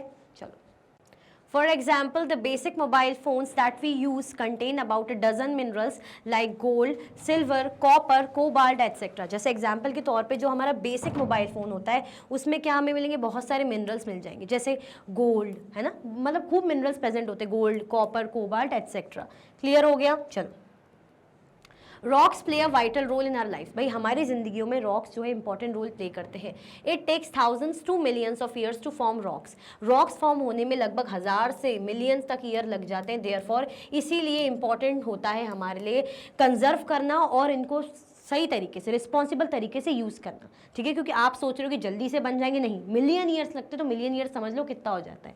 क्लियर। ये क्या है, नेचुरली अकरिंग गोल्ड। कैसे, जो मतलब नेचुरली हमें गोल्ड मिलता है। ये क्या है, सब मिनरल्स जो हमें नेचर से मिलते हैं, सब ये नेचर से ही मिल रहा है, हमें प्रकृति से मिल रहा है, हम बैठ के बना नहीं रहे, ठीक है। चलो, fossil fuels. Surya, why do different types of vehicles go through different filling stations? ऐसा क्यों होता है सूर्य की जो अलग अलग टाइप के जो व्हीकल्स होते हैं अलग अलग फिलिंग स्टेशंस में जाते हैं, कोई गैस सीएनजी वगैरह के लिए जाता है, कोई जो है पेट्रोल के जा रहा है, डीजल के जा रहा है, ऐसा क्यों? The reason is that they use different types of fuels, for example petrol and diesel. इसके पीछे का रीजन ये है कि ये लोग क्या करते हैं, डिफरेंट टाइप के फ्यूल्स का यूज करते हैं। जैसे पेट्रोल का यूज कर लिया, डीजल का यूज कर लिया, तो कोई ये यहाँ पे खड़े, ये यहाँ पे खड़े, ये यहाँ पे, ठीक है। चलो, let us explore more about it by performing activity 11.5। चलो हम इसको और एक्सप्लोर करते हैं, हम एक एक्टिविटी परफॉर्म करेंगे 11.5। लेट अस कंडक्ट अ सर्वे, चलो एक सर्वे करते हैं। Conduct a survey of vehicles in your neighbourhood, आपके नेबरहुड में आपको एक व्हीकल्स का सर्वे करना है। Which type of vehicles are there, what types of fuels do they use, किस टाइप के व्हीकल्स आपके आसपास है और किस टाइप के फ्यूल्स वो यूज कर रहे हैं। आपके आसपास कार होगी, बाइक होगी, साइकिल हो सकती है, साइकिल पर तो चलो यूज होता नहीं है, स्कूटी हो सकती है, जो है ट्रक आपको दिख सकता है, ठीक है। अब आपको ये भी रिकॉर्ड करना है कि किस टाइप के फ्यूल यूज़ कर रहे हैं भाई, क्या वो कैरोसिन का मतलब डीजल का यूज़ कर रहे हैं या पेट्रोल का यूज़ कर रहे हैं, किसका यूज़ कर रहे हैं, ठीक है। आपको जो भी इन्फॉर्मेशन आपने ली इसको कलेक्ट करके टेबल 11.3 में रिकॉर्ड करना है। तो टाइप्स ऑफ व्हीकल्स आप लिख दो, जैसे कार हो गया तो कार CNG यूज़ कर रही है, बाइक पेट्रोल का यूज़ कर रही है, दूसरी कार जो है डीजल का यूज़ कर रही है, कुछ भी आप ऐसे मैंशन कर सकते हो। What are the most common types of fuels used, कौन से कॉमन टाइप के फ्यूल्स यूज किए जाते हैं। पेट्रोल डीजल, ये जो है दो बहुत ही ज़्यादा यूज होने वाले फ्यूल्स हैं जो व्हीकल्स के लिए यूज़ किए जाते हैं, पेट्रोल और डीजल। Petrol diesel and kerosene are obtain from petroleum, petrol diesel और कैरोसिन कैसे ऑब्टेन करते हैं हम, पेट्रोलियम से। Petroleum along with natural gas and coal are commonly called fossil fuels. Fossil fuel बोलते किसे, पेट्रोलियम है ना, जिसमें नेचुरल गैस और कोल प्रेजेंट होता है। कॉमनली हम इन्हें क्या बोलते हैं, मतलब पेट्रोलियम नेचुरल गैस के साथ और कोल के साथ, इसे क्या बोलते हैं, फॉसिल फ्यूल्स बोलते हैं। They are form essentially from the remains of micro organisms and plants that got buried deep inside the earth and were converted to petroleum, natural gas and coal. It takes millions of years for these fuels to form.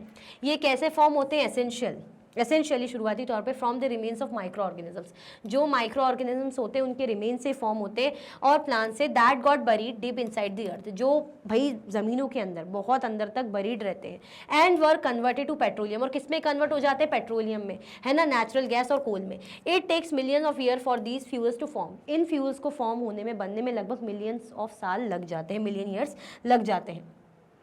Natural gas is use for cooking and generating electricity, natural gas का use किस काम आता है भाई, cooking के लिए या electricity generate करने के लिए काम आता है। Nowadays it is also use in the form of compressed natural gas, आज के टाइम पे अब हम क्या यूज कर सकते हैं, जैसे CNG के फॉर्म पे भी इसको यूज कर सकते हैं। It is a cleaner fuel that petrol और डीजल, ये क्या है देन, मतलब ये क्लीनर है, क्लीनर फ्यूल है।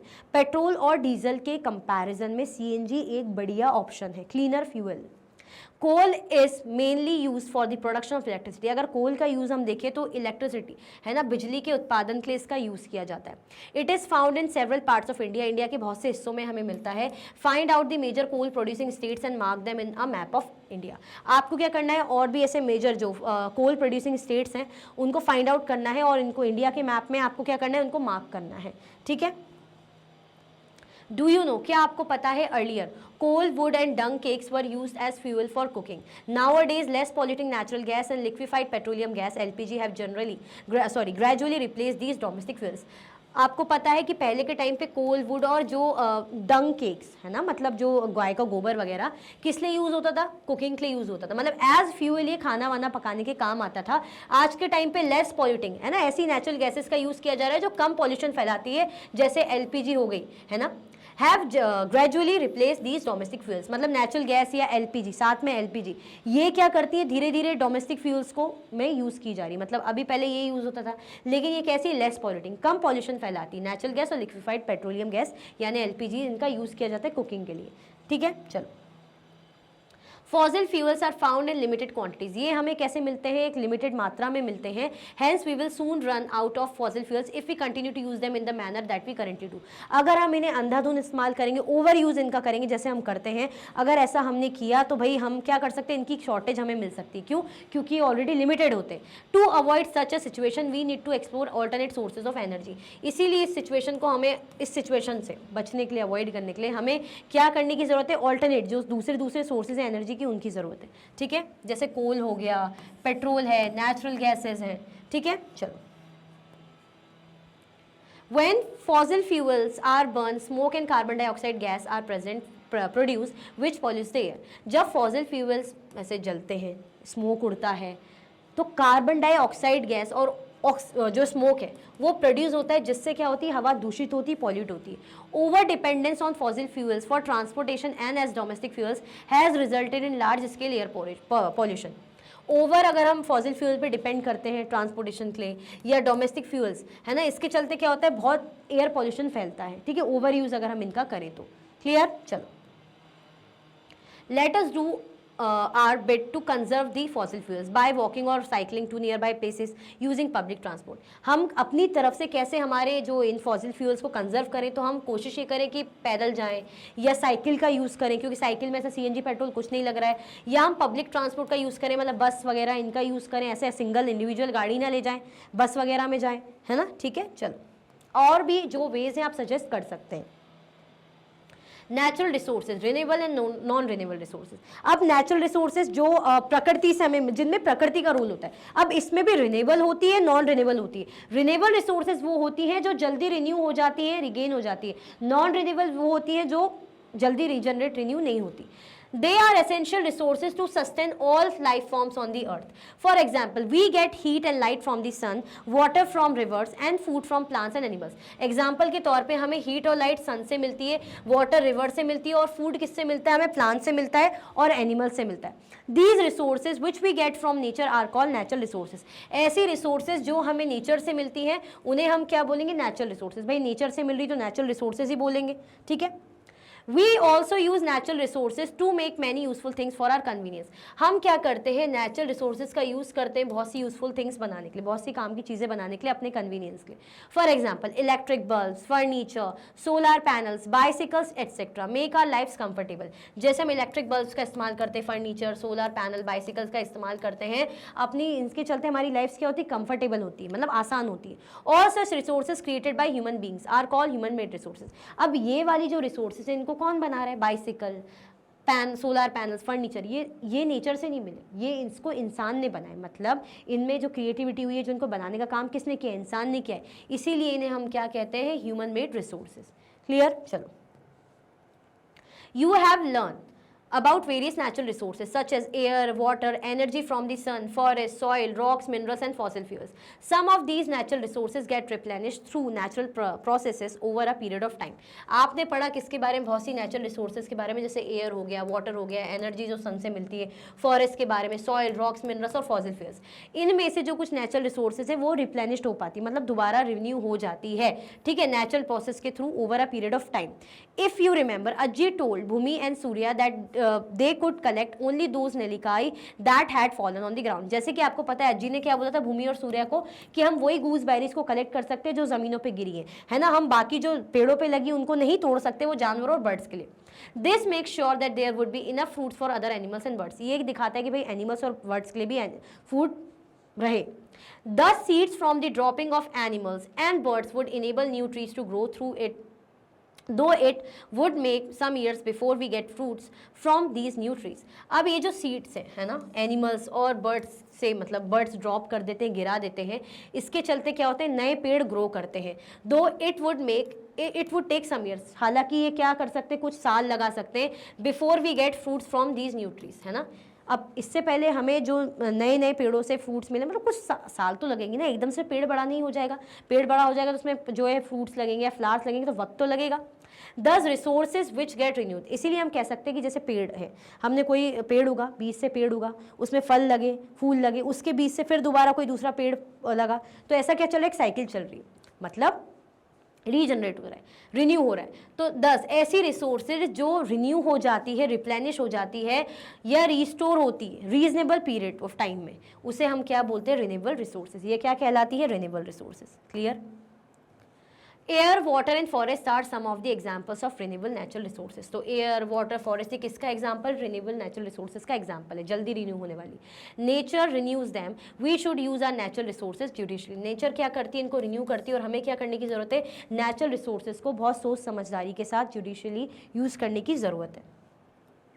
On the other hand fossil fuels take millions of years to form. दूसरी ओर अगर हम देखें, फॉसिल फ्यूल्स क्या लगाते हैं, मिलियन ईयर लगाते हैं बनने में, है ना, मिलियन ईयर लगा देते हैं। They are found in limited quantities, ये हमें क्या मिलते हैं, लिमिटेड क्वांटिटीज में मिलते हैं, एक बार अगर यूज हो गए तो जल्दी एग्जॉस्ट हो जाते हैं। दे आर नॉट प्रोड्यूस और replenished with in a reasonable period of time, ये प्रोड्यूस नहीं होते या रिप्लेनिश नहीं होते, मतलब अगर आप सोचोगे कि कुछ सालों में आ जाएंगे, नहीं, इनको बहुत समय लग जाता है, ये लिमिटेड क्वांटिटी में, और बहुत समय लग जाता है, बहुत टाइम लग जाता है। These resources are called non renewable resources. Resources, इसीलिए इन रिसोर्सेज को हम नॉन रिन्यूएबल रिसोर्सेज बोलते हैं। Examples of non renewable natural resources are minerals, soil, rocks, coal, petroleum and natural gas. अगर हम एग्जाम्पल देखें नॉन रिन्यूएबल नेचुरल रिसोर्सेज के तो क्या हो जाएंगे, मिनरल हो जाएगा, सॉइल, रॉक, कोल, पेट्रोलियम और नेचुरल गैस। क्लियर? चलो, रिसोर्सेज वी यूज है ना, जिन रिसोर्सेज का हम यूज करते हैं। It is time for Bhumi and Surya to go back home after wonderful holiday at their Aziz home. अब भाई हॉलीडे बीत गया है, अब इनका टाइम आ गया है वापस मतलब जो ग्रैंड मदर के घर को छोड़ के जाने का। Their amma mother comes to pick them up. अब उनकी जो मम्मी है वो इनको पिक करने आई। Bhumi and Surya show her the vegetable plants that have started to grow in the garden and the dried chillies given by Ajji to take home. Bhumi और सूर्या ने उनको वेजिटेबल्स दिखाई कि भाई देखो ये जो वेजिटेबल प्लांट्स हैं है ना, पेड़ों से मतलब जो हमें वेजिटेबल्स मिले और जो उनके गार्डन में ग्रो हो रहे हैं ना, तो उन्होंने ड्राइड चिलीज वगैरह जो भी अजी ने दी थी, जो भी वेजिटेबल्स या चिलीज, वो अपनी मम्मी को दे रहे हैं है ना, घर लेकर आए। They notice changes in the colour of the skyline and the smell of air once they reach the city.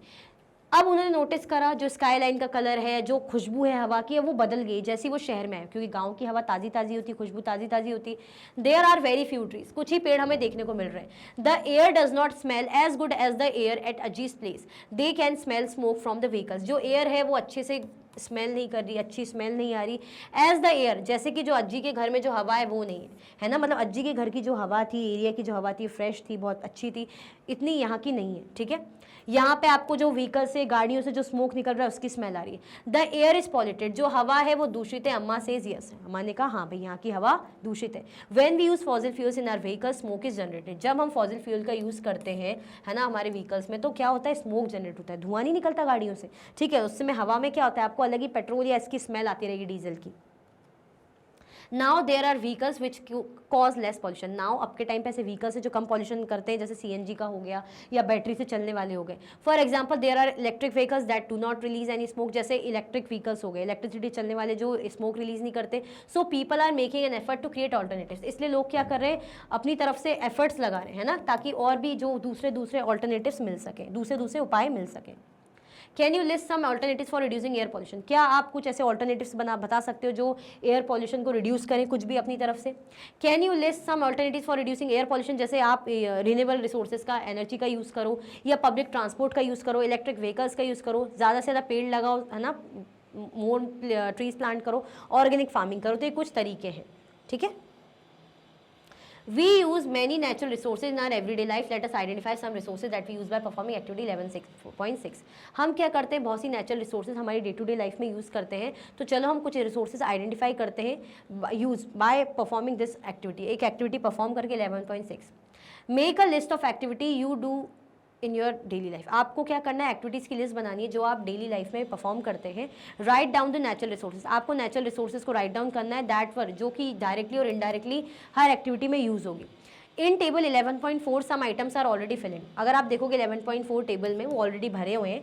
Using them as a guide, आप उनको एज अ गाइडेंस की तरह यूज़ करके बाकी जो रिमेनिंग रोज है उनको फिल करना है। ठीक है, जैसे washing clothes, natural resource water use हो रही है। आप क्ले टॉयज बना रहे हो तो किसका यूज़ हो रहा है, क्ले का यूज़ हो रहा है। आप फायरवुड कलेक्ट कर रहे हो यानी ट्रीज़ का इससे हो रहा है। आप काइट्स बना रहे हो, ट्रीज़ का यूज़ हो रहा है। आप ब्रेकफास्ट कर रहे हो, फ्रूट्स और वेजिटेबल्स या ट्रीज प्लांट से मिलने वाली चीज़ों का यूज़ कर रहे हो। ठीक है, तो इस तरीके से आप कर सकते हो। How many natural resources did you list, compare you list that with your friend. कितनी नेचुरल रिसोर्सेज आपने लिस्ट करी हैं, उसको आप अपने जो फ्रेंड की लिस्ट से आपको कंपेयर करना है। You and your friends have listed many natural resources that we use everyday. आप और आपके फ्रेंड ने बहुत से नेचुरल रिसोर्सेज को लिस्ट करा है जो हम डेली मतलब एवरीडे यूज़ करते हैं। These resources are air, water, soil and food from plants and animals. और ये जो रिसोर्सेज हैं, एयर हैं, वाटर है, सॉइल और फूड है ना, जो हमें प्लांट्स और एनिमल्स से मिलते हैं। क्लियर? चल, We get these resources from nature and also make things using them for our consumption. हमें जो resources हैं हमारे नेचर से मिलती है और इनसे चीज़ें बनाते हैं जो हमारे जो मतलब हम इनको कंज्यूम करते हैं ना। Therefore we must conserve our natural resources and use them responsibly without wasting them. इसीलिए हमें क्या करने की ज़रूरत है, हमारी नेचुरल रिसोर्सेज को बचा के यूज़ करने की ज़रूरत है ना, बिना इनको वेस्ट करें। ऐसा नहीं कि हम अंधाधुन वेस्ट करें, इनको सोच समझ के यूज़ करने की ज़रूरत है। This way we can continue to fulfil our present needs while also saving for the future. इस तरीके से हम क्या कर सकते हैं, हमारी प्रेजेंट नीड्स को फुलफिल कर सकते हैं while saving for the future. मतलब प्रेजेंट नीड्स को तो फुलफिल करना ही है, लेकिन फ्यूचर के लिए भी बचा के चलना है ना। हम बोलते हैं ना पैसा आया तो पैसे को अभी तो हम खर्च करेंगे, लेकिन सेविंग्स भी तो करके रखेंगे। तो इसी को क्या बोलते हैं, सस्टेनेबल डेवलपमेंट, है ना। जब हम क्या करते हैं, इन्वायरमेंट को हार्म करे बिना, कम से कम हार्म करे बिना रिसोर्सेज का प्रेजेंट में यूज़ करना, लेकिन फ्यूचर के लिए भी बचा के रखना। ठीक है, चलो। इसी के साथ भाई हमारे इस चैप्टर का कंप्लीट रिवीजन एंड होता है। आई होप आपको सब कुछ अच्छे से समझ में आया होगा। अगर आप और भी वीडियो के लेक्चर्स देखना चाहते हैं, मैग्नेट ब्रेन्स के यूट्यूब चैनल, एप्लीकेशन, वेबसाइट से देख सकते हैं। ई नोट्स और ई बुक्स के लिंक आपको डिस्क्रिप्शन बॉक्स में अवेलेबल है। ये सारे के सारे आपके हाई क्वालिटी के कोर्सेज हैं जो कि 100% फ्री आपको अवेलेबल रहते हैं। आप हमें प्लेटफॉर्म पर भी फॉलो कर सकते हैं, जैसे कि यूट्यूब है, फेसबुक है, इंस्टाग्राम, एक्स और व्हाट्सअप। लाइक शेयर सब्सक्राइब करना बिल्कुल भी ना भूलें। अपना ख्याल रखें। Thank you so much for watching.